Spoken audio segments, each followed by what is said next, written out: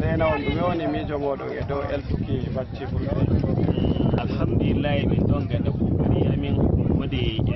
eltuki bacci ngam bacci fuu e minon ɗum bacci minon dañi no min gaɗata ɓiɓɓe amin ɓe wuro non min gaɗanta ɓe e tarbiya ɓe ekkitinki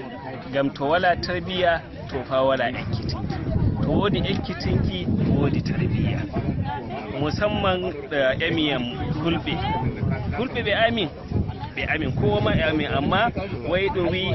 wuro aran to aran ɗum fulɓe bo e kotoye min ɗon nodda fulɓe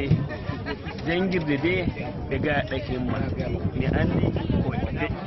e nder leddi ndi mi andi ko ɗum waɗanta fulɓe e nder leddi ndi to ɗum fuu ɗum ilmi to wala ilmu ba no garɗa nihi a wari e media mi weli a fullo to a sakai ko mi wi'i fu ɗum enlighten bacci gam jangu to min ɗon gaɗa kokari min e tarbiya bacci gam jangu ɗume woni noddadu moɗon e baba en ɓikkol e dow ɓe jara bacci maɓɓe faki e jangirde zaman ɗum wolwi dow zamanu to baba en ali lalle e jonde hande to wala fa jande to ba neɗɗo bunɗo wala andi e yata gan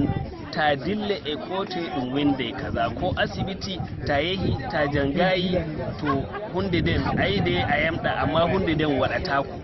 jar ɗum komi ɗum winduki ta wodi shede a wodi shede tema a jangata gam mi wodi shede ta yehi ɗum winduki ɗum waddi hunde zamani da ATM da POS e ɓandu to ta yehi bo ɗum hunde zamaru ɗum boko